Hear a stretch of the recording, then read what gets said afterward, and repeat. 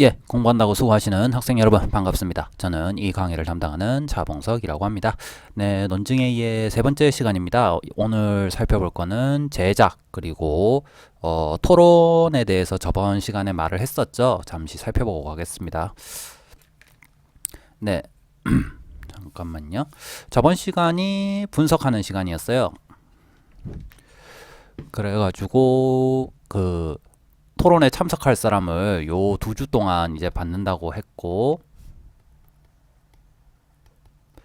토론 참석 신청을 받는다고 했고, 선착순 10명이라고 제가 그때 말했어요. 선착순 10명. 뭐 여기에 플러스로 1명 정도 해드릴 수 있다고 말을 했죠. 그 학생들이 생각외로 많이 신청을 해주셨는데, 어느 분이 신청했는지 혹은 내가 메일이나 쪽지를 보냈는데 이게 확인이 된 건지 안 된 건지는 이제 제가 공지사항에 써놓은 그 신청자 명단을 보시면 되겠습니다. 그때 제가 답을 해드린 친구도 있을 거고 못 해드린 친구도 있을 건데, 기본적으로 자신이 어떤 글감을 가지고 글을 쓸 건지를 미리 생각을 해두시면 돼요. 그렇게 구체적인 거는 생각하실 필요는 없는데, 어떤 내용을 가지고 쓸 건지 정도는 그 포인트를 잡아놔야 돼요. 제가 오늘 수업에서 구체적으로 어떤 식으로 자기가 생각한 어떤 주제라기보다는 소재에 대해서 이제 논제를 잡고 어떤 식으로 글을 쓰는 게, 어떤 글의 계획을 만드는 게 좋을지에 대해서 설명을 해드릴 겁니다. 물론 제가 오늘 수업에서 이제 설명을 해드릴 거는 논증에 초점이 맞춰져 있는 거예요. 그러니까 뭔가를 주장하는 글을 어떻게 하면은 가장 단순하게 그리고 뭐 기본적인 형태로 쓸 수 있는지 뭐 요 정도의 느낌입니다. 그렇기 때문에 다른 장르의 글, 뭐 설명문이라든지 혹은 뭐 여러분들이 뭐 교양서를 쓴다든지 어떤 다른 사람들을 이제 선동할 수 있는, 선동이라는 말이 조금 이상하게 들리긴 하는데 어쨌거나 다른 사람들을 어떤 이성적인 측면에서가 아니라 감성적인 측면에서 이렇게 마케팅 같은 거 하는 거 있잖아요. 그 카피라이트 쓰는 거 같은 거, 그런 걸로 하는 뭐 그런 글쓰기는 아니에요. 그냥 자신의 생각이 있으면은, 그러니까 어떤 문제에 대해서 자신의 생각을 이제 정하고 자신의 생각에 대한 뭐 알맞은 근거들을 찾아서 그 근거들을 그 일련의 그것들을 모아가지고 글로 표현할 때 어떤 식으로 표현하는 게 가장 기본적이고 그냥 단순한 방법인지, 그러니까 가장 소박하다면 소박하다고 말을 할 수 있겠어요. 그러니까 뭐 어떤 화려하고 이렇게 세련된 거에 반대로서의 소박인 거죠. 가장 소박한 방법을 말해 드릴 겁니다.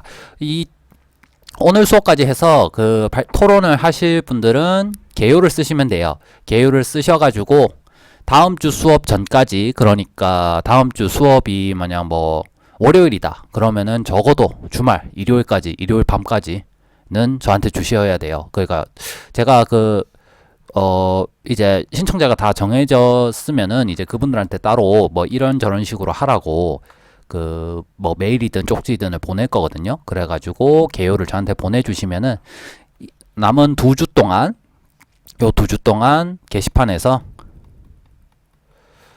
이제 토론이 진행될 겁니다. 토론은 전에 말씀드렸듯이 별게 아니고, 여러분들의 글을 올리면 다른 사람들은 이제 그 글을 읽고 뭐 이런 점이 조금 이해가 안 된다, 뭐 저런 점이 좀 더 들어갔으면 좋겠다, 뭐 혹은 요런 점은 틀린 게 아니냐, 혹은 요런 것들을 지적해 주면은 이제 글쓴이는 그런 다른 학생들의 피드백을 보고, 이런 점은 원래 이런 의도로 설명을 해 놓은 거다, 뭐 이런 점에 대해서는 보충하는 것이 나도 좋다고 생각한다, 혹은 나의 주장은 이런 쪽이기 때문에 그런 내용이 더 추가될 필요는 없는 것 같다, 뭐 요런 식으로 이제 하시면 돼요. 그렇게 해가지고 게시판에서 이제 댓글 놀이를 좀 하면은 됩니다. 원래 같으면은 이제 실강 같았으면은 여러분들이 이제 나오셔가지고 10분 뭐 20분 정도, 사람이 적으면 20분 정도 자기 논제에 대한 주장을 밝히고 자신의 근거를 제시하면은 이제 다른 학생들이 그 근거에 대해서 이제 토론을 하는 그런 방식이었는데, 현재로서는 실강이 안 되고 줌으로 하더라도 70명이 다 들어와가지고 뭘 할 수는 없으니까 요런 식으로 진행을 하도록 하겠습니다. 그래가지고 점수 배분은 이제 제가 모종의 기준을 가지고 할 거예요. 단순히 뭐 댓글 숫자, 뭐 댓글에 답변을 달아준 숫자, 뭐 요런 것만 숫자만 고려해서 점수를 드리는 건 아닙니다. 내용을 읽어볼 거고요. 가령 이게 숫자만 고려한다고 하면은 되게 단순하게 이제 쓰는 친구들이 있어요. 그러니까 이 말뜻이 뭐예요? 요게 뭐예요? 뭐 요런 식으로 단순히 뭐예요 라고 묻는 거를 쓸 것 같으면은 수십 개를 쓸 수가 있거든요. 그러니까 내용적으로도 저 학생의 글에 도움이 된다.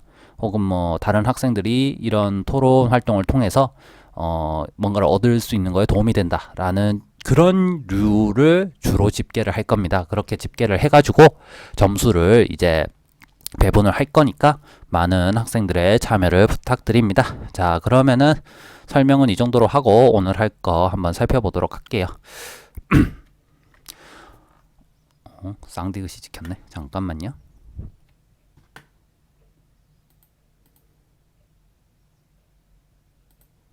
네, 오늘 할 거는 논증A의 3입니다. 제작하고 개요에 대해서 할 건데 주로 이제 개요를 쓰는 방법을 1시간 하고 그 앞에 제작에 관련돼서 여러 가지 이야기를 할 건데 제가 원래 이전 시간까지는 원래 제작하고 분석을 같이 가거나 이런 식으로 해서 얘를 이렇게 2시간짜리로 만들진 않았어요. 근데 수업을 하다 보니까 이제 제 수업을 듣는 학생들이 여러 과잖아요. 근데 그 과에는 이제 뭐 인사법경도 있을 수 있고 농공이나 뭐 자연대 이런 학생분들도 있을 수 있는데 이게 그런 과랑 상관없이 글을 쓰는 거를 이제 잘하는, 그러니까 만약 제가 뭐 3페이지짜리 과제를 쓰세요 이러면은 3페이지 껌이네 이래가지고 부다사사 쓸 수 있는 사람이 있고 3페이지 그걸 어떻게 쓰지? 그러면서 줄 간격을 170으로 하고 이제 글자 크기를 11.3포인트로 하고 띄어쓰기 간격을 뭐 얼마로 늘리고 요런 식으로 겨우겨우 해야지 쓸 수 있는 학생도 있고 요렇더라고요. 그래가지고 그리고 이제 저 같은 경우에는 이제 문제 주제에 대해서 조금 이따 말할 건데 자유주제를 하라고 할 거예요. 그러면은 자유주제 난 아무 생각이 없는데 어떤 주제로 쓰지? 뭐 이런 식으로 하는 학생도 있어서 최대한 요 부분에 대한 어떤 설명을 좀 느렸어요. 그래가지고 이 부분이 좀 추가되는 바람에 2시간짜리로 하나 떨어지게 됐습니다. 그러면은 살펴보도록 할게요. 저번 시간 거부터 살펴보죠. 저번 시간에는 분석하기를 했는데 다른 건 아니고 이제 이런 방법이었죠. 어떤 논증이 주어지면은 뭐 A라는 문장이 있고 B라는 문장이 있고 C라는 문장이 있고 D라는 문장이 있어요. 그러면은 각각의 앞에 이제 번호를 붙였죠. 번호를 붙이고 이제 전제와 결론을 찾습니다. 논증은 전제와 결론으로 이루어져 있어요. 결론으로 이루어져 이 두 가지로 이루어져 있다고 해서 저것만 들어있는 건 아니라고 말을 했어요. 어떤 논증은 어떤 글 안에서의 논증이기 때문에 이제 뭐 앞뒤 다른 단락과의 관계, 뭐 다른 글과의 관계를 통해서 이제 수사법적으로 뭐 여러 가지 용도로 쓰이는 문장들이 다양하게 있을 수 있는데 그런 많은 문장들 속에 반드시 저거 2개는 있어야 한다는 소리에서 저거 2개로 구성됐다고 합니다. 그래서 요 만약 4개의 문장으로 이루어진 논증이 있다면은 여기서 이제 결론을 찾아. 결론이 뭐 4번 D라고 해봐요. 그럼 결론을 밑에 쓰고 전제를 위에다 쓰는 거죠. 네. 요렇게 결론이 돼 있으면은 이제 전제들이 1, 2, 3번이다. 그럼 걔네들 간의 관계를 살펴보는 거죠. 뭐 1번하고 2번이 합쳐져서 4번을 지지한다. 3번은 뭐 1번의 또 전제이다. 이런 식으로 그림을 그리는 걸 살펴봤어요. 그래서 이렇게 하는 거죠. 전제는 위에 쓰고 결론을 아래에 쓰고 지지관계는 화살표로 표시한다 라고 살펴봤죠. 몇 가지 주의할 사항이 있었는데 첫 번째로 선언문 또는으로 연결된 거예요. 당신은 열이 나는 걸 보니 코로나거나 감기거나 몸살입니다 라고 하면은 코로나거나 감기거나 몸살입니다는 코로나이다, 감기이다, 몸살이다 3가지 문장이 합쳐져 있긴 하지만 또는으로, 즉 선언문이기 때문에 얘네들은 통째로 한 문장으로 봅니다. 그리고 조건문, 만약 당신이 범인이라면 당신은 알리바이가 없을 것이다 라는 것도 당신은 범인이다, 알리바이가 없을 것이다, 요 2문장으로 구성되어 있는 거긴 하지만 조건문이기 때문에 걔네들은 통째로 한 문장으로 봅니다. 또 다른 포인트는 뭐였냐면 설명과 논증을 구분한다는 거예요. 설명과 논증을 이렇게 확실하게 구분하는 어떤 형식적인 조건이나 뭐 내용적인 힌트 같은 건 없습니다. 우리가 그거를 알아볼 수 있는 건 내용적으로 이제 확실하진 않지만 모호하게나마 내용으로 알아볼 수 있는 거예요. 포인트는 그때 그거였죠. 글쓴이가 결론을 참이라고 그냥 가정하고 있는 것 같으면은 설명이고 글쓴이가 주장, 자기의 결론을 설득하려고 하는 것 같으면 논증이다라는 건데, 이거는 글을 읽는 사람의 배경 지식이나 뭐 여러 가지 환경이 어떤 것을 설명으로 보이게 만들기도 하고 논증으로 보이게 만들기도 한다는 거를 그때 말했습니다. 근데 대부분의 사람은 자기가 어떤 주장하는 글을 쓰고 있으면은 자기가 하는 게 주장이라는 걸 티를 내려고 해요. 그리고 설명문을 쓰고 있으면은 딱히 자신이 말하려고 하는 대상, 어떤 주제에 대해서 그걸 막 설득하려고는 하진 않아. 그냥 쭉 써. 그냥 뭐라 해야지? 평이하게 글을 써요. 그런 거 갖고 이제 구분을 할 수 있는 거죠. 만약 설명일 경우에 그거는 논증이 아니기 때문에 우리는 그걸 논증 분석할 필요는 없는 거죠. 대신에 이제 우리가 논증 분석을 할 필요가 없는 거지. 만약 여러분들이 뭐 수능을 치든지 뭐 피셋을 치든지 리트를 치든지 그래가지고 설명문을 읽고 분석해야 할 경우가 있어. 설명문에서 대상, 뭐 그 대상에 뭐 해당하는 원인들 쭉 있으면 그런 거 분석할 때는 분석을 해야 하지만 논증 분석 시에는 이제 별로 분석을 할 필요 없다는 거를 기억해 두시고, 마지막으로 분석 시에는 되게 단순하고 쉬운 논증 같은 경우에는 우리가 숨겨진 전제를 파악할 필요가 없어요. 근데 그러니까 복잡한 논증들이 있어. 그때 제가 보여드렸던 예시들은 다 그냥 고만고만한 거였죠. 근데 여러분 전공에 속해 있는 어떤 지엽적이라고 하기보단 전문적인 논증을 보게 된다면 거기에는 숨겨진 전제를 다 찾아야지 여러분들이 그 논증을 제대로 이해할 수 있습니다. 그 숨겨진 전제는 어떤 그런 시각 전체에 이제 깔려 있는 숨겨진 가정일 수도 있고, 단순히 그 논증에만 쓰이는 숨겨진 전제일 수도 있다는 거를 기억을 해두시기 바래요. 자, 그래가지고 글쓰기 과제 공지를 미리 말씀드립니다. 이 글쓰기 과제는 어차피 기말고사 때 낼 거기 때문에 이거 기말고사 제출이에요. 제출은 이제 홈페이지에 제가 그 과제 제출란을 열어놓으면은 거기에 올리시면 돼요. 이건 기말고사 제출이고, 오늘 개요를 쓸 건데 이 개요는 중간고사 제출이에요. 제가 중간고사 전주, 기말고사 전주에 다시 과제에 대한 공지를 할 겁니다. 그러니까 오늘 너무 그때 가서 이제 까먹는다고 걱정하지 마시고 제가 다시 공지를 할 거니까 그때 다시 보셔도 되고, 오늘 할 거는 오늘 개요를 쓸 거잖아요. 근데 이 개요는 결국 개요에서 멈추는 게 아니라 글쓰기를 위한 개요란 말이에요. 즉 글쓰기를 위한 설계도야. 그렇기 때문에 여러분들이 궁극적으로 어떤 모습의 집을 지을지, 그러니까 글을 쓸지에 대해서 간단히 설명을 드릴 건데, 주제는 자유주제입니다.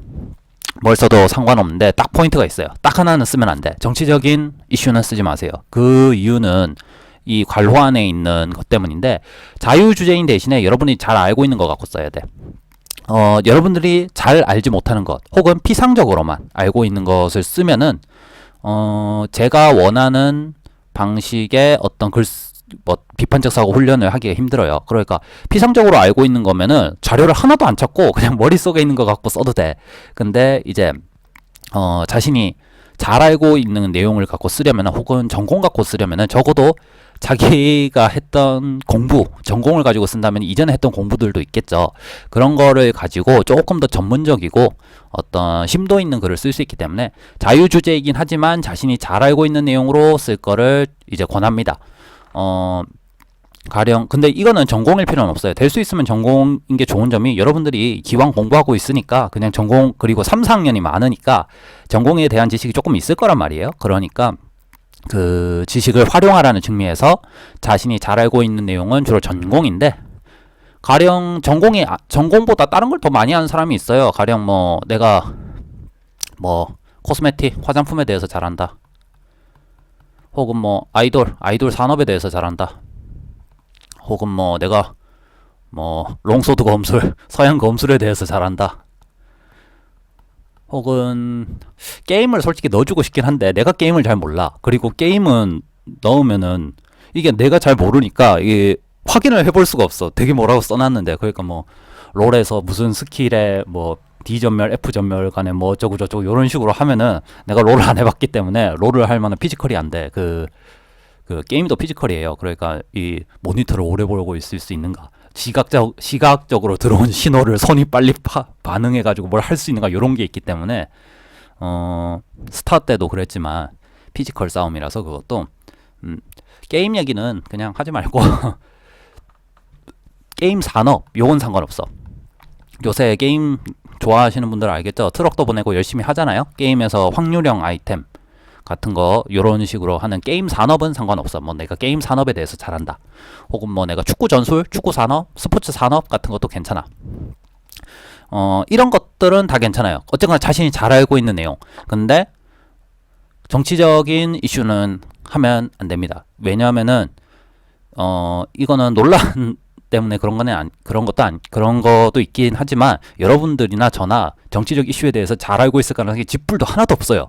여러분들이 가령 이런 학생들 있죠. 이미 3, 4학년 때 이제 정치 활동을 열심히 하는 사람이 있어요. 그러니까 뭐 내가 어느 당 뭐 청년이 소속이다. 뭐 어느 당에서 그래 가지고 뭐 열심히 했다. 혹은 내가 뭐 우리 지역구 뭐 시의원 혹은 뭐 높으면은 잘 됐으면 국회의원 보좌관 같은 거 했었다. 뭐 보좌관은 하지 못했겠지만 보좌관 뭐 보조나 그 캠프에서 일했었다. 이래 가지고 쓰는 학생이 있는데 그 당의 어떤 최고위원이 아닌 이상해야 그 뒷사태를 혹은 그 어떤 드러난 현상의 이면을 파악할 가능성은 거의 없습니다. 여러분들이 당대표나 최고위원이 아닌 이상 여러분들의 아버지가 혹시라도 최고위원이나 당대표라고 하더라도 여러분이 알 가능성은 거의 없어요. 그리고 그렇기 때문에 그 주제는 빼고 여러분들이 잘할 가능성이 없어. 그럼에도 불구하고 자기가 잘 안다라고 생각하고 쓰는 학생이 있을 거야 분명히. 그러면 저는 그거는 0점 주겠습니다. 전 분명히 말을 했어요. 그 주제 말고 딴 건 써도 돼요. 근데 그 주제는 쓰지 마세요. 그렇기 때문에 주제는 이런 식으로 고르는데 또 이것도 가능합니다. 다른 수업에서 논설문을 쓴 게 있을 거 아니에요? 그러면 그거를 고쳐서 제 수업에 내도 돼요. 왜냐면 그 글을 쓰면서 이제 공부를 했고 고치는 과정에서 좀 더 공부할 거라는 저의 기대가 있기 때문이지. 근데 그대로 내면은 점수는 좋게 못 받을 거예요. 왜냐면은 다른 수업에서 썼던 글이라는 게 보통 자기가 1, 2학년 때 뭐 글쓰기 수업을 듣던지 뭐 제2수라면 이전 비판적 사고에서 글쓰기를 했던 건지 이런 식으로 해서 저한테 제출할 건데 여러분들이 1, 2학년 때 썼던 글은 그때 좋은 점수를 못 받았으면 지금도 좋은 점수 못 받아요. 그렇기 때문에 그거를 고쳐서 내시기 바랍니다. 그냥 내셔도 상관은 없는데 그때도 좋은 점수를 받았기 때문에 이번에도 좋은 점수를 받을 것이다 라는 생각으로 내시면은 안 돼요. 저는 딴 건 모르겠는데 글쓰기 과제는 되게 꼼꼼하게 볼 겁니다. 논제를 정확하게 정했는지 주장이 정확한지 그 근거들이 제가 읽기에 이제 설득력이 있는지. 왜냐면은 저한테 주는 글이잖아요. 다른 사람한테 보여주는 글을 가정하고 있긴 하지만 저를 설득할 수 있는지 이런 식으로 해가지고 할 거기 때문에 어쨌거나 그 글 쓰는 거에 대해서 주제 선택에 대해서 조금 신경을 쓰시기 바라고. 다른 수업에서 썼던 글 됩니다. 그 따로 표시해 줄 필요도 없어요. 그러니까 제가 이거는 뭐 어디서 어느 과목에서 냈던 글인데 고쳤습니다. 이런 거 쓸 필요 없어요. 그냥 수정해서 내시면 돼요. 그리고 분량 3,000에서 5,000자입니다. 3,000자 밑으로는 0점입니다. 최저 점수를 줄 겁니다. 0점은 아니고 내긴 냈으니까 최저 점수를 줄 겁니다. 제가 생각하기에 3,000자가 어느 정도냐면은 여러분들이 한글 프로그램을 딱 키잖아요. 그러면은 아무것도 고치지 마. 뭐 줄간격은 160%고 글자 크기는 10일 거 아니야? 웬만해서. 그리고 뭐 장평자간 아무것도 건드리지 말고 A4 한 페이지 그냥 뭐라 해야지? 여백도 건드리지 말고 그냥 그대로 쓰잖아요. 한 페이지를. 그럼 이게 2,000자야. 3,000자라는 건 A4 한 페이지 반입니다. 5,000자라는 거는 2페이지 반이겠죠? 2페이지 반. 즉 제가 보기에 어떤 내용을 가지고 논문 수준은 아니더라도 소논문 수준도 아니잖아 솔직히. 2페이지 반이면은 앱스트럭스를 해도 2페이지 반은 더 나오겠다. 그래가지고 어떤 되게 가벼운 주제를 가지고 적어도 몇 개의 근거를 들어서 남을 설득하려면은 요 정도 분량은 있어야 된다고 생각해. 3,000자보다 적으면은 적어도 논설문은 아니고 어떤 수학적 증명이던가 뭐 논리학적 증명이던가 요런 거일 거예요. 제가 예전에 말씀드렸나요? 게티어라는 그 사람이 있어요. 게티어라는 사람이 진리의 3조 정의, 3가지 조건 정의 있었죠. 지식이라는 거는 정당화된 참된 믿음이다 라는 거 있었죠. 3가지 조건, 정당화된 참된 믿음. 요 정의가 지식의 3조 정의라고 불려요. 그러니까 정당화된 참된 믿음은 지식이고 지식이라면 정당화된 참된 믿음이다 라는 거예요. 근데 요게 아닐 수도 있다는 거를 논문을 써서 그때 종신교수를 받았다 했잖아요. 이 사람 논문이 2페이지였어. 영어로. 그러니까 한글보다 훨씬 내용이 적겠죠 실제로는. 근데 그런 논문을 여러분들이 쓸 수도 있죠. 오늘 제가 볼 거에 그런 내용이 좀 나올 거예요.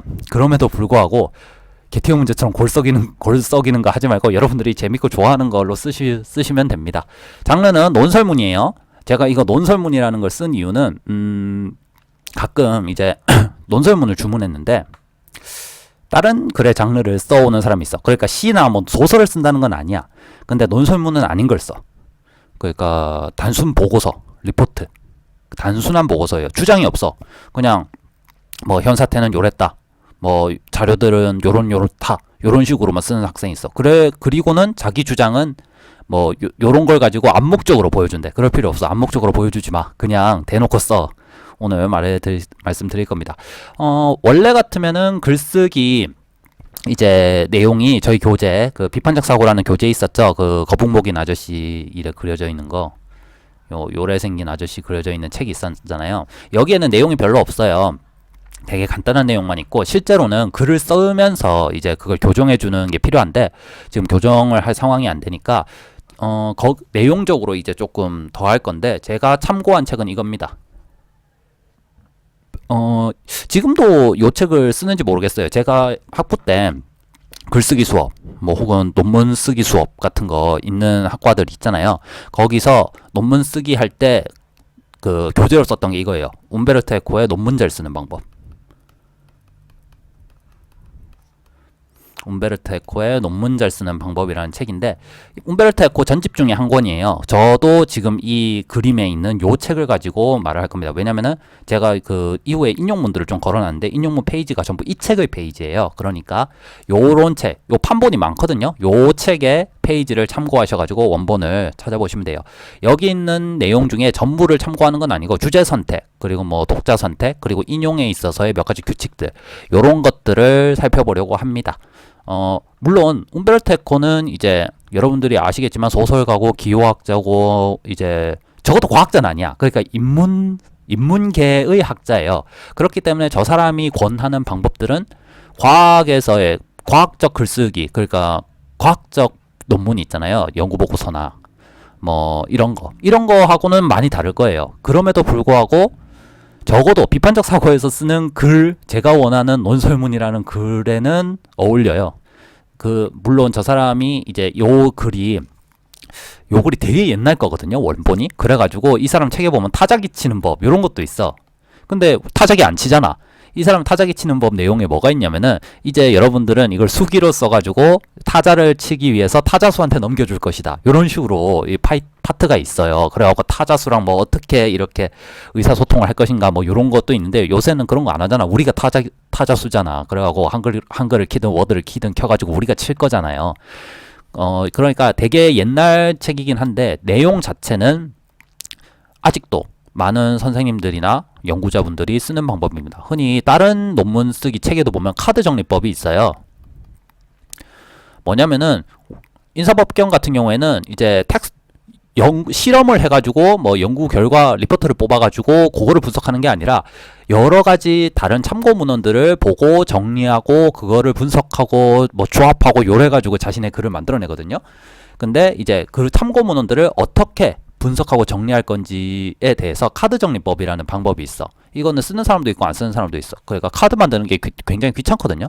그래서 제가 아는 쌤들은 노트 정리법 쓰는 사람도 있어요. 그냥 빈 노트 하나 사가지고 거기에 꾸준히 계속 정리하는 거야. 그러니까 노트 한 페이지 한 페이지를 카드처럼 쓰는 거지. 그리고 카드 정리법이긴 한데 실물 카드가 아니라 PPT가 꼭 카드 만드는 쌤도 있고, 그리고 자기가 컴퓨터를 좀 할 줄 알면은 인터넷에 이제 만드는 거지. 위키처럼 자기 개인 위키를 만드는 거야. 그래갖고 내가 지금 쓰려는 논문 주제 페이지를 만들고 거기에 필요한 자료들을 쭉 이래가 웹페이지로 만들어가지고 한 번에 보기 쉽게 관리하기도 쉽고 이런 식으로 쓰는 쌤들도 있는데 어쨌거나 그거에 가장 기본이 되는 카드 정리법 같은 것도 나옵니다. 혹시라도 여러분들 과에서 졸업 논문을 요구하는 과라면은 이 책을 빌려보는 것도 나쁘지 않아요. 사보는 것도 나쁘지 않아. 근데 사기에는 몰라? 요것보다 좀 좋은 책 많은 것 같아. 근데 한 번쯤 빌려보면 재밌어요. 이 책은 되게 재밌거든요. 이 책을 쓴 이유가 당시에 이탈리아에서 옛날에는 졸업을 할 때 졸업 논문을 써야 했대요. 근데 이 사람이 있을 때는 이제 졸업 논문을 안 써도 졸업이 됐대. 그러니까 애들의 글쓰기 실력이 완전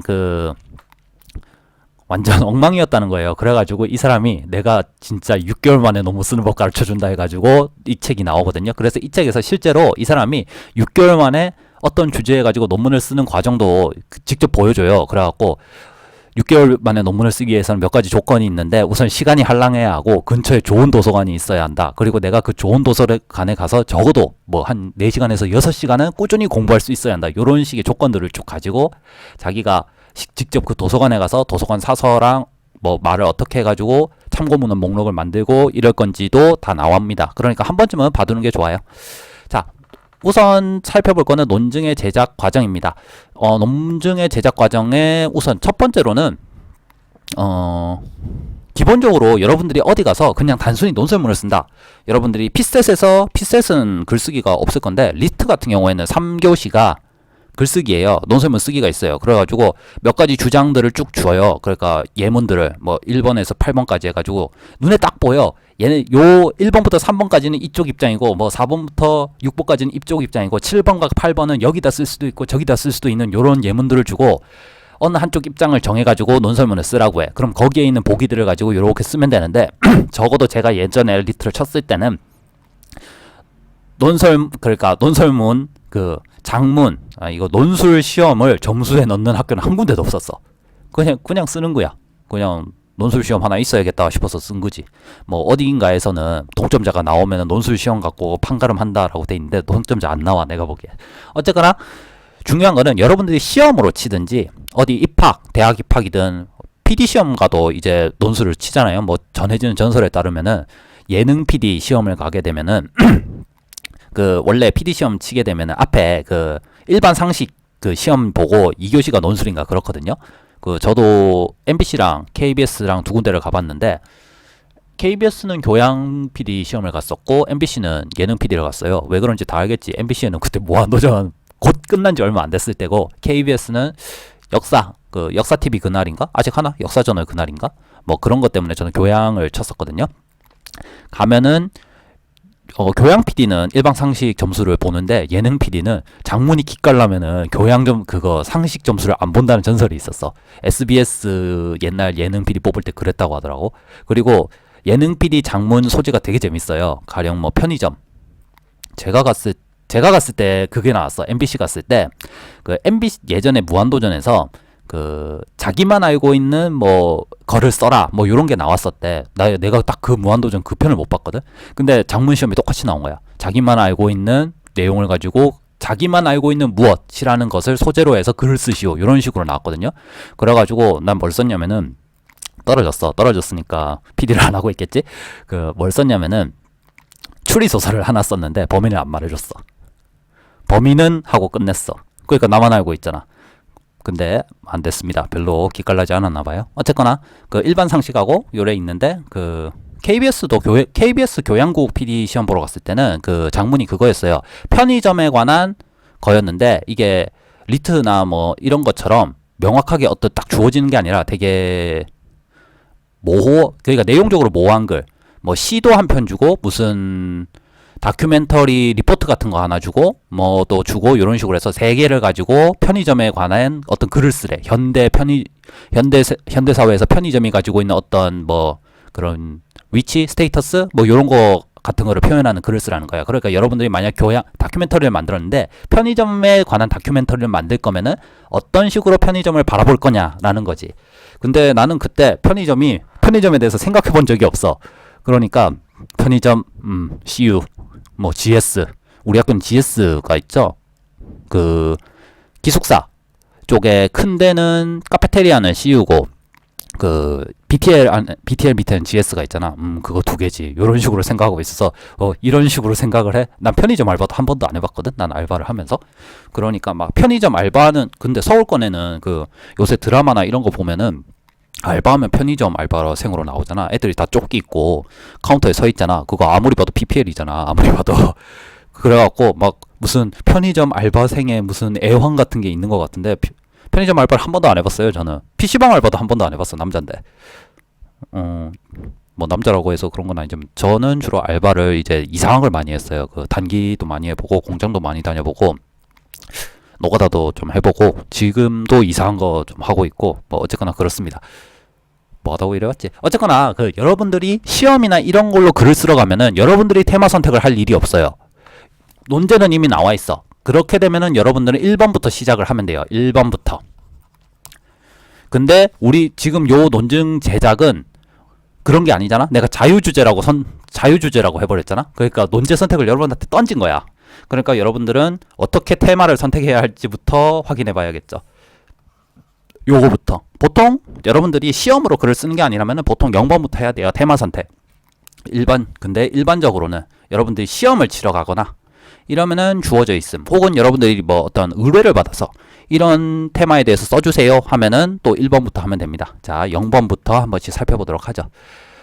지금부터 나오는 내용은 아까 말했던 움베르토 에코의 논문 잘 쓰는 법에 나오는 어떤 내용을 요약한 겁니다. 제가 혹시라도 궁금하면은 요 책 찾아보시면 되고요.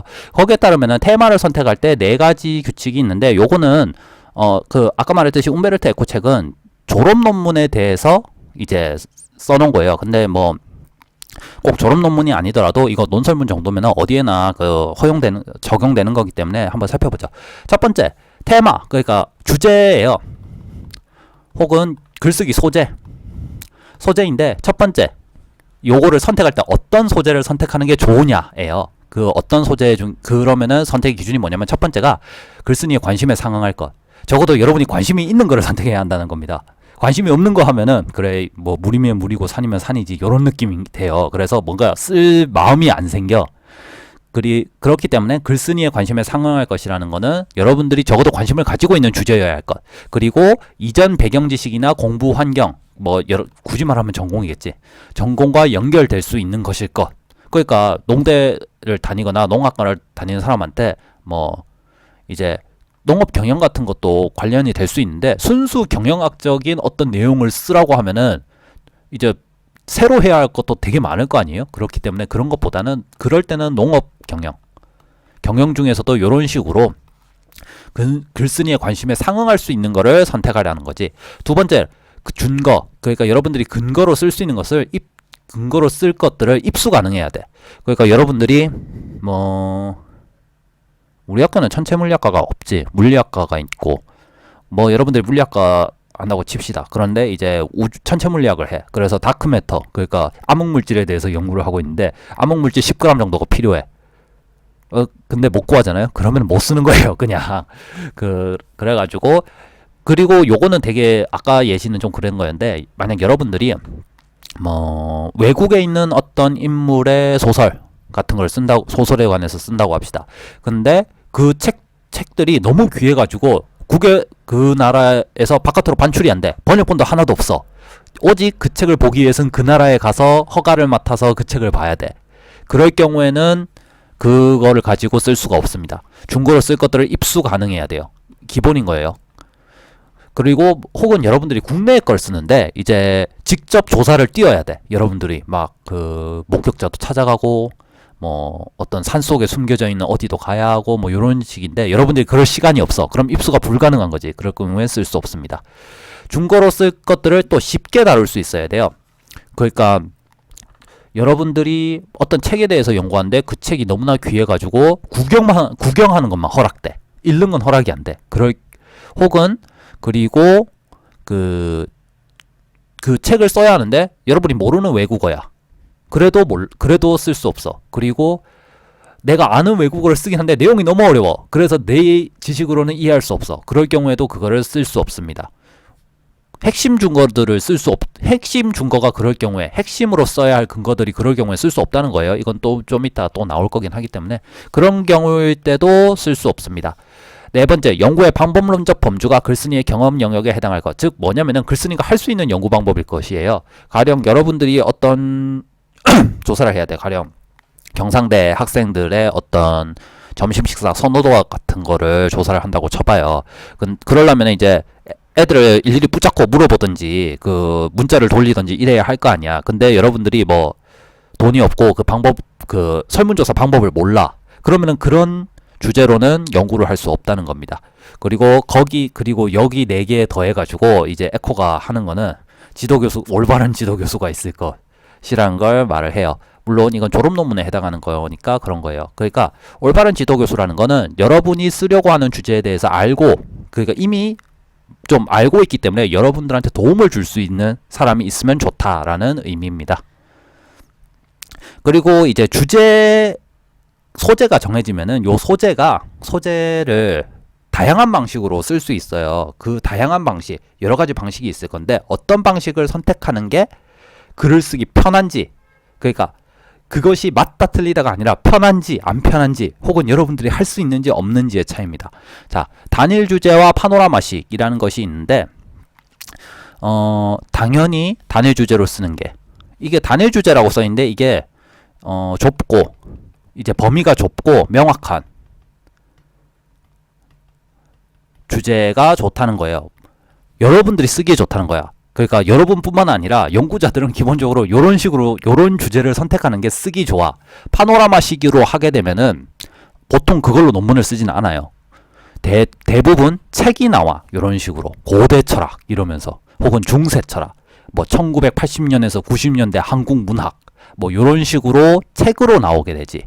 가령 여기 제가 지금 붙여놓은 앤서니 켄이라는 사람의 고대 철학은, 이 사람 미국 사람인가 영국 사람이거든요. 근데 이 책이 되게 웃겨. 그러니까 다른 철학사 책들은 중요한 내용을 언급하기 바빠요. 근데 요 앤서니 케니가 쓴 책은 중요한 내용 되게 조금 써놓고, 중요한 내용을 되게 조금 쓴 건 아니고 적당히 써놓고 웃긴 이야기를 많이 써놨어. 그래서 이거 읽고 보게 되면은 야사를 많이 꿰게 됩니다. 어쨌거나 여러 가지가 있어요. 요 보면 요 아저씨 있죠? 이 아저씨가 누굴까? 네, 디오게네스입니다. 그리스의 정신나간 철학자라고 부르는 디오게네스. 그럼 디오게네스 앞에 있는 이 사람은 알렉산더죠. 전설에 따르면 디오게네스가 항아리에서 쉬다가 이제 쉬고 있는데 알렉산더가 와가지고, 그대가 되게 어떤 뭐 현명한 철학자라고 들었다. 내가 당신한테 뭘 하나 해주고 싶은데 뭐가 필요하냐? 이러고 물으니까 디오게네스가 햇빛 가리니까 좀 나와라 라고 했다는 전설로 유명합니다. 어쨌거나 그런 사람이에요. 단일 주제, 지금 제가 예시로 든 거는 파노라마식은 요런 거예요. 근데 파노라마식이라고 해서 꼭 여러분들이 못 다룬다 이런 건 아니에요. 대부분의 석사 논문, 학사 논문은 파노라마식도 많이 씁니다. 그 이유는 조금 이따 보고요. 기본적으로 여러분들이 쓸 때는 단일 주제, 저도 이런 식으로가 좋아요. 그러니까 하이데거의 비판을 중심으로인데, 제일 철학에 대한 성찰이라는 책에 대한 하이데거의 비판에서도 전통의 해체와 관련된 어떤 형이상학적 문제를 다루겠다라는 식으로 이렇게 확실하게 제목에서 정해주는 게 좋다는 거죠. 그 이유가 뭐냐면은 파리학과 이야기가 이제 좀 읽어본 사람도 있을 거예요. 인터넷에 보면은 무슨 학사, 석사, 박사, 교수의 차이 이러면서 돼 있는데, 그 학석 박사의 그 예시는 인문계 예시는 아니야. 그 이제 이공계 예시 같은데, 그래갖고 뭐 박사랑 교수 차이가 좀 많이 나는 걸로 돼 있어요. 물론 초 박사를 처음 땄을 때랑 이제 박사에서 어느 정도 시간이 가면은 교수가 되니, 그 시간이 지난 다음에 교수가 되니까 그 둘 사이에 차이가 있을 수 있는데, 여러분은 뭐 이공계는 박사가 아닌 사람 중에 교수인 사람이 별로 없겠지만, 인사법경에는 옛날에는 석사 교수님이 좀 있었어요. 옛날에는 석사만 따도 연구자였던 거지. 그리고 일본 같은 경우에 교토대학이나 이런 데 같은 경우에는 아직도 석사 박사가 있습니다. 물론 굉장히 유망해야겠지. 어쨌거나 파리학과 이야기가 있는데, 무슨 이야기냐면 이거예요. 글씨가 보일지 모르겠네. 파리학과에 다니는 학생이 있어. 근데 학사야. 여러분이 대학의 파리학과를 졸업하고 입사한 파리학과를 졸업하고 입사한 파리 학사라고 생각해보자. 여러분들이 이제 졸업을 했어. 그럼 학사를 받았지? 배첼러를 받았어.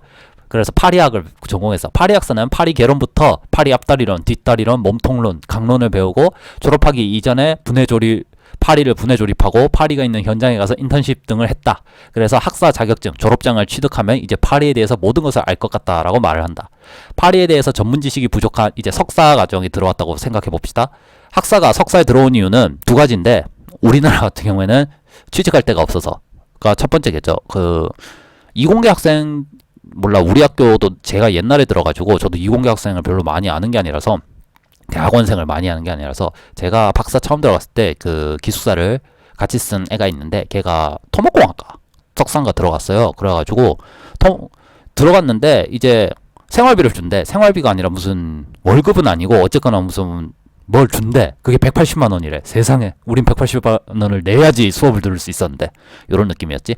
어쨌거나 석사에 들어왔어. 파리에 대한 전문 지식이 부족한 파리 학사는 파리학과 대학원 석사과정에 입학한다. 파리 석사는 파리 전체를 연구하면 절대 졸업할 수 없기 때문에 파리의 특정 부위, 예를 들면 파리 뒷다리를 전공한다. 파리 뒷다리를 전공하는 파리학과 대학원생은 파리 뒷다리를 몸통에서 분리한 다음 실험실에서 2년간 연구한 다음 이제 파리 뒷다리가 파리 몸통에 미치는 영향에 관한 연구라는 논문으로 파리 석사를 받는다. 파리 석사는 이제 무엇을 모르는지 알 것 같다고 한다. 요거 흔히 그 더닝크루거 곡선이라고 하죠. 이래갖고 이게 공부한 시간이고 이게 자신감이야. 그러면은 요렇게 간다는 거야. 여기가 학사야. 학부 졸업했을 때 가장 자신감이 넘치고 석사 때 제일 떨어져. 그 다음에 박사, 교수 요로 갈수록 점점점 조금씩 올라간다는 거예요. 적어도 근데 요 선은 아니야. 점근선이야. 요까지는 안 가. 요 자신감을 회복할 수는 없어. 어쨌거나 석사가 되면은 뭘 모르는지 알게 된다라는 저거가 있는데 중요한 거는 그게 아니라 파리 전체를 연구하면 절대로 졸업할 수 없기 때문에 특정 부분을 연구한다는 거예요. 아까도 말했지만 이 um베르토 에코의 논문지를 쓰는 법도 졸업 논문을 쓰기 위한 책이거든요. 거기서도 전체를 연구해서는 절대 졸업할 수 없다고 말을 합니다. 왜냐면은 이거는 여러분들이 뭐 능력이 부족해서 이런 게 아니라 물리적인 시간이 부족해. 전체를 연구하려면 전체에 대한 모든 자료를 봐야 하는데 모든 자료를 볼 시간이 없어. 그냥. 그렇기 때문에 특정한 부분만 잘라서 거기에 해당하는 자료를 봐야 하죠. 그렇기 때문에 시간이 없기 때문에 애초에 그걸 못하는 거야. 근데 이제 이름난 연구자들은 이제 뭐 10년, 20년쯤 이제 공부를 했어. 10년, 20년 열심히 책 봤으니까 10년, 20년 본 책 갖고 쓸 수는 있겠지. 근데 논문으로 쓰진 않고 이제 저서로 내겠죠. 그래야 되면은 논문으로는 막 417페이지 이런 거 못 써. 그러면은 니 혼자 글 내려고 논문집 만드냐고 이런 식으로 나올 거라서 안 돼. 자, 파리 뒷다리 전공자한테는 절대로 파리 앞다리에 대해서 물어봐서는 안 된다. 파리 뒷다리 전공자는 파리 앞다리에 대해서 아는 바가 없기 때문이다. 중요합니다. 석사를 나왔다고 해서 척척 석사구나 뭐든지 알겠구나 이러면 안 돼. 절대 몰라. 그리고 세분화된 전공 지식을 습득하기 위해서 박사과정에 입학을 했어. 박사과정생은 파리 뒷다리를 통째로 전공해서는 절대로 박사학위를 취득할 수 없다는 현실을 너무 잘 알고 있기 때문에 뒷다리 발톱을 전공한다. 그래가지고 여기서는 이제 뭐 어디 가서 발표회도 하고 부논문도 쓰고 이래가지고 파리 먹이 취득 1년생 파리 뒷다리 발톱의 성장 패턴이 파리 먹이 취득 방식에 미치는 영향에 관한 연구로 박사학위를 받는다. 좀 더 좁아졌죠. 파리 뒷다리에서 1년생 파리의 뒷다리 발톱으로 좁아졌지.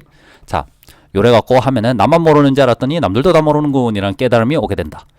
중요한 점은 파리 발톱을 전공한 박사 전공자 간에도 파리 발톱 부위별 전공 부위가 달라서 커뮤니케이션이 쉽게 일어나지 않는다는 점이다. 점점점 좁아지는 거예요. 이거 배우는 이제 공부한 시간이 늘수록 교수가 되면은 임용이 됐다는 소리겠지.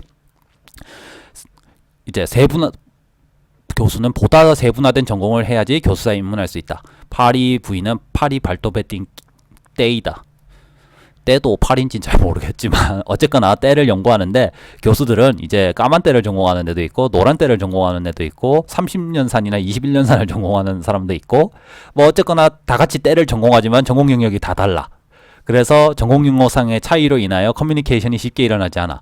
교수가 되면 어차피 모르는 것 끝까지 우겨야겠다라는 상태를 하게 돼.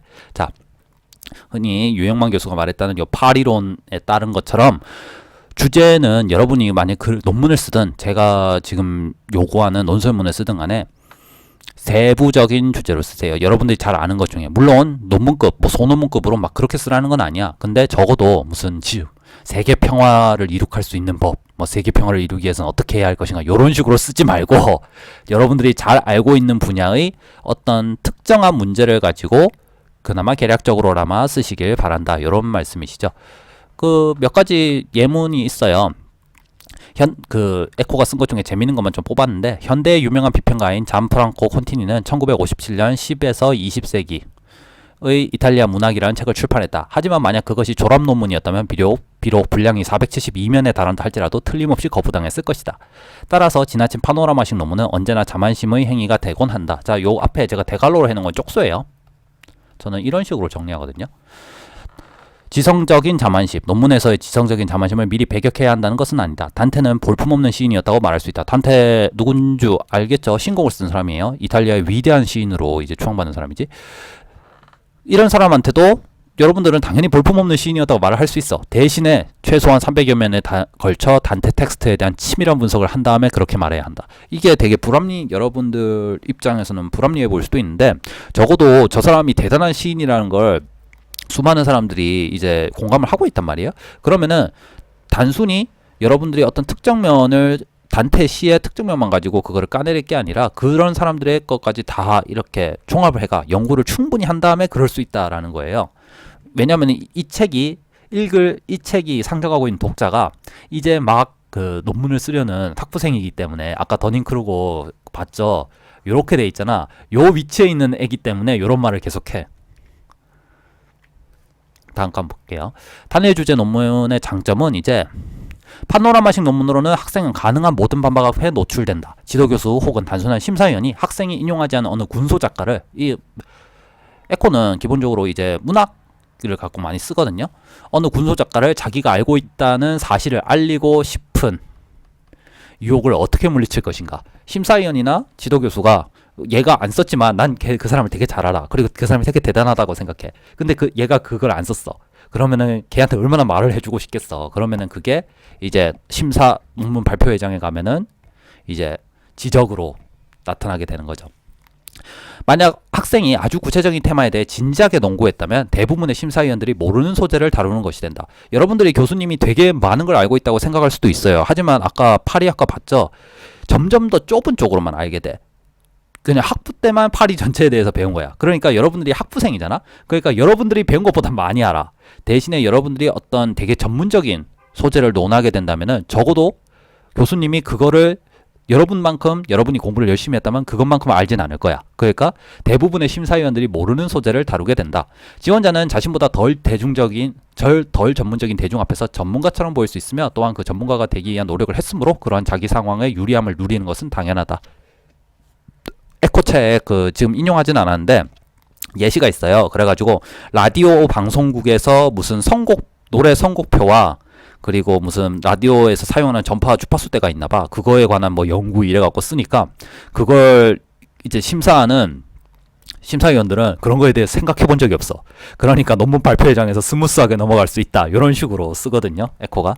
네, 이런 거를 생각해 보면 됩니다. 그럼 구체적으로 어떤 식으로 주제를 정해야 하나? 예문을 보면은, 이 예문은 이제 에코도 어디서 다른 데에서 인용한 거예요. 그러니까 재인용이죠.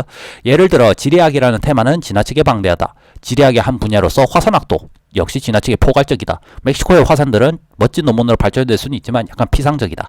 좀 더 제한해서 포포카테페틀 화산의 역사는 아주 권위 있는 연구를 탄생시킬 수 있을 것이다. 제 거에서 요를 써놓은 거는 요 가운데 생략했다는 뜻이에요.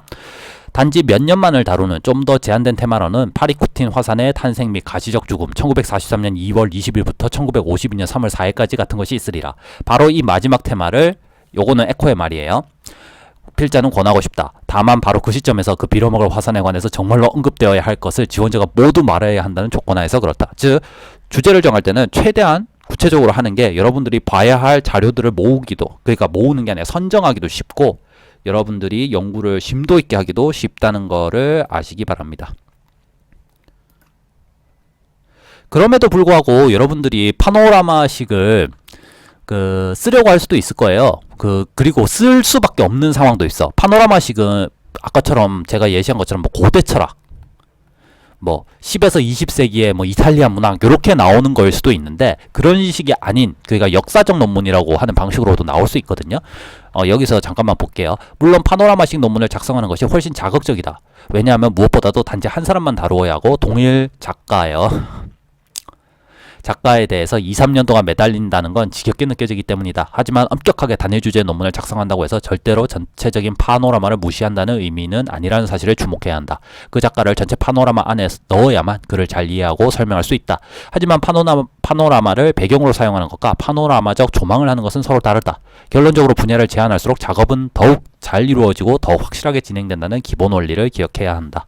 여러분들이 어떤 주제를 선택함에 있어가지고 다른 수업에서 냈던 거 내라고 하면은 가령 제가 받았을 때 잘 나오던 게 뭐 GMO, 유전자 변형 식품 같은 거, 그리고 원자력 발전소를 뭐 폐기해야 하나?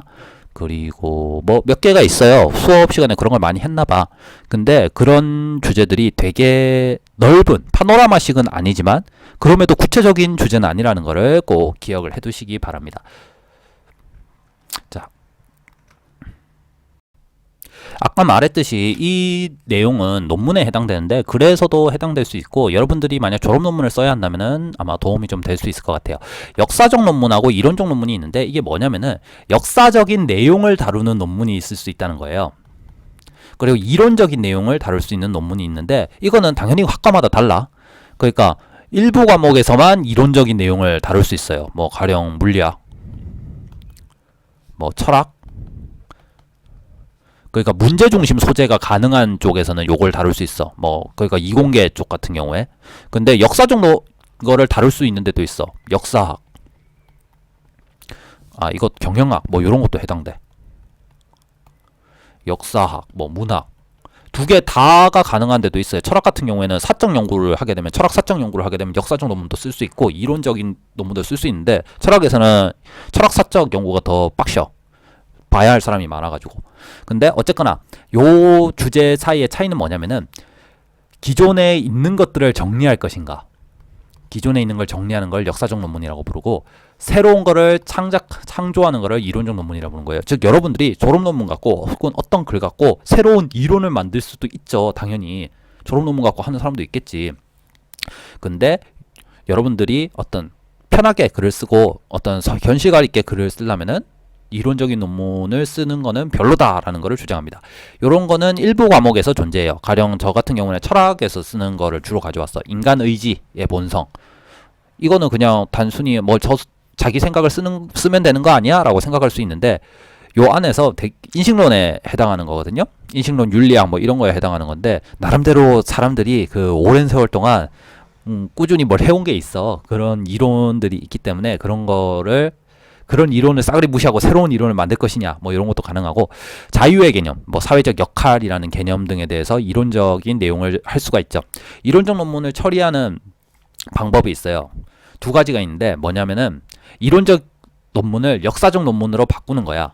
그러니까 중요 인물 몇몇을 선택해. 뭐 가령 자유의 개념이라고 하면은 뭐 쉽게 말해서 뭐 존 스튜어트 밀의 자유론, 그리고 그 자유의 두 종류의 자유인가? 뭐 그 유명한 거 있어요. 그 사람. 그리고 뭐 또 현대학자 누구 요래 갖고 세 명을 선택을 해 가지고 뭐 그 사람들이 썼던 자유 개념에 대해서 이렇게 비교하는 방식으로 하는 방법이 있고, 두 번째로는 직접 자유 이론을 만들어내는 거야. 필자의 경험에 의하면, 이어서 필자는 에코입니다. 필자의 경험에 의하면 그런 유형, 그러니까 이론의 요 2번 유형이에요. 직접 이론을 구성하는 유형의 테마를 선택한 학생은 거의 언제나 그럴싸한 내부적 체계도 없이 과학적 연구라기보다는 하나의 서정시에 가까운 아주 간략한 논문을 작성했다. 물론 학위 지원자가 고작 22살의 나이에 모든 것을 깨달은 천재일 가능성을 배제할 수는 없다. 그러나 실제로 이 지구상에 그러한 천재가 나타날 때는 인류가 그걸 깨닫는데 오랜 세월이 걸리며 또한 그의 위대함을 깨닫기 이전에 상당한 세월 동안 그의 작품이 읽히고 소화되어야 한다. 그리고 단 한 편이 아닌 수많은 논문을 검토하는 심사위원회가 그 외로운 선두주자의 위대함을 단번에 알아본다고 어떻게 주장할 수 있겠는가. 우리는 천재라고 하면은 천재 이미지가 있잖아. 그 가령 영화나 드라마 같은 데서 이 천재라는 캐릭터가 등장하면 이미지 그 사람이 천재다라는 걸 보여주는 걸 말이 아니라 이미지로 보여줘요.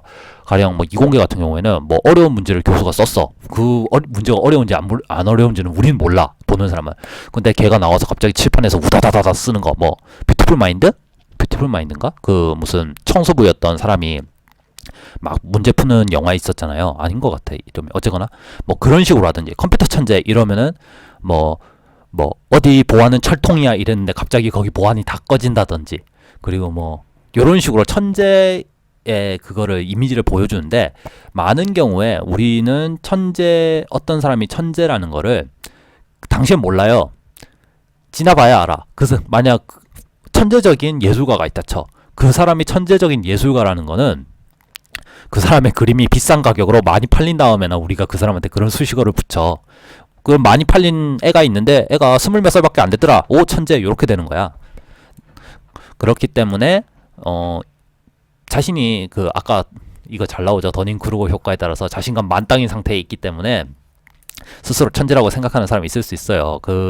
그렇지만 이제 졸업 논문이 통과가 안 된다고 해서 혹은 그 글이 제출했던 글이 낮은 점수를 받았다고 해서 실망할 필요는 없다는 거지.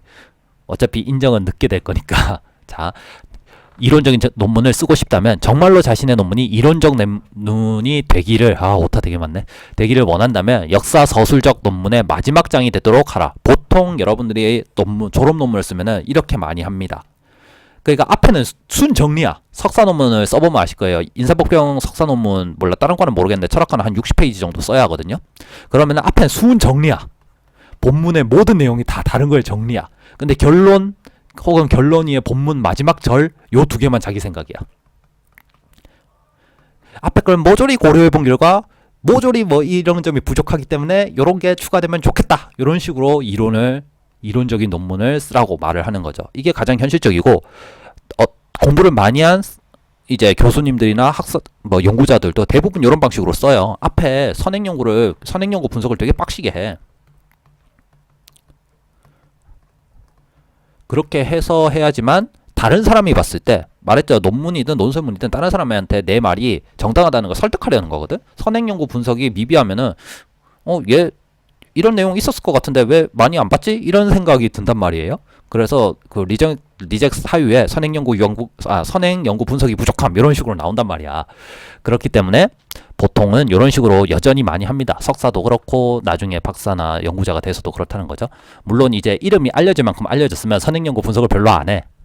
보통 자기가 막 해. 그냥 그거는 그때 가서 하면 되고 공허한 것에서 출발하여 어떤 논의를 최초로 제기한다는 것은 매우 어렵다. 비록 천재라 할지라도 그리고 특히 천재의 경우 다른 저자로부터 출발한다고 해서 결코 굴욕적인 것은 아니다. 많은 사람들이 그 자기의 자신감이 높으면은 다른 저자로부터 출발한다고 해서 출발하면은 굴욕적이라고 생각을 해. 근데 그럴 필요가 없어. 왜냐면은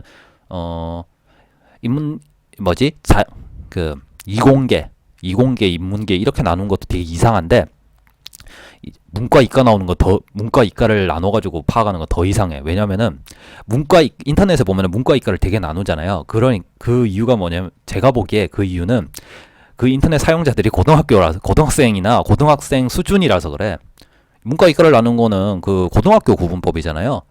대학에서는 이공계를 나누고 뭐 사회과학계를 나누고 인문계를 나누고 예술계 적어도 4개로는 나눠야 돼. 이공계 안에는 또 자연계랑 공대계가 두 개가 그냥 비슷한 위치에 있으니까 묶여놓는 거지. 두 개가 달라. 우리 학교에 과기철이나 화학철학 수업이 있거든요. 들어보면은 기술을 다루는 데하고 즉 공대하고 과학을 다루는 데 자연대하고는 하는 짓이 비슷해 보여서 그렇지 달라. 그렇기 때문에 단순히 두 개의 계열로 나눌 수는 없어요. 그리고 경영대 같은 경우에는 충분히 공대스럽기도 하고 충분히 자연계스럽기도 하고 인문계스럽기도 하고 그렇죠. 어쨌거나 이런 건 아니고 어쨌거나 모든 사람이 입을 모아서 천재라고 부르는 한 사람이 있는데 그게 누구냐면 이 사람이에요. 누구냐면은 이제 주식 투자했다가 실패한 그 아저씨거든. 그리고 영국의 조폐국장인가 그걸 지냈어. 아이작 뉴턴이죠. 요거는 아마 가발이겠죠? 옛날 영국 애들은 가발 쓰는 거 좋아했다니까. 만약 내가 더 많이 봤다면은 그것은 서 있기 때문이다. 거인의 어깨 위에 서 있었기 때문에 내가 더 멀리 봤을 것이다. 즉 스스로 똑똑하다고 한 건 아니야. 그러니까 내가 더 많이 이게 흔히 말하는 아이작 뉴턴의 거인의 어깨 위에 서다라는 구절입니다. 그러니까 내가 뛰어난 것이 있다면은 그것은 내가 대단해서가 아니라 거인들의 어깨 위에 그 이전 사람들의 업적 위에 기댔기 때문이다라는 소리죠. 썰이야 썰. 이거 기사야. 그래가지고 여러분들이 설사 천재라고 하더라도 다른 사람 거 이제 인용하는 거 다른 사람의 논의에서 시작하는 거 별로 나쁜 거 아니에요. 나쁜 것도 아니고 가장 안전한 방법이고 가장 여러분들이 천재라면은 자신을 각인시키기 좋은 거지. 마이클 샌델이라는 사람이 있어. 마이클 샌델이라는 사람 아나? 최근에 우리나라에서 다시 공정하다는 착각이라는 책으로 유명해졌죠. 근데 이전에는 정의란 무엇인가 라는 책으로 유명했어요. 정의란 무엇인가는 그 사람이 하버드에서 했던 교양 강의 저스티스, 즉 정의라는 과목에서 이제 했던 내용을 모은 건데, 이 사람이 당대 천재까지는 아니고 어쨌거나 천재 철학자였어. 어떤 거였냐면은 그 하버드에는 그게 하버드에만 있는지 잘 모르겠는데 최연소 교수가 있어요. 몇 살의 교수가 탁 되면은 이 사람 최연소 교수가 됐다 이런 건데, 이 사람이 이전에 제가 알기로는 로버트 노직이라는 사람이 있어. 이 사람이 하버드 최연소 교수였어. 근데 그 뒤로 샌델이 최연소 교수였는데 26살인가에 교수가 됐어요. 최연소 교수 기록을 갈아치운 거지. 지금은 그 누구지? 경제학자 패티언가? 피케트인가? 뭐 어쨌거나 그 아저씨가 최연소 교수거든요. 24살인가 2살에 됐나? 뭐 그래. 어쨌거나 그 마이클 샌델이 교수 이제 박사 논문을 쓴 게 그 존 롤스의 정의론 비판이에요. 존 롤스가 당시 하버드 대학 그 철학과 교수였거든요. 그 사람이 쓴 정의론, 그 정의에 관한 이론이라는 책이 있는데, 그거를 비판하면서 굉장히 효과적인 비판이었던 거지. 그래가지고 그걸 이용해서 교수가 이제 그게 그 공로를 인정받아서 교수 자격까지 얻게 되는 거죠. 자, 그러면은 조금 쉬었다가 다음 거 해보도록 하겠습니다.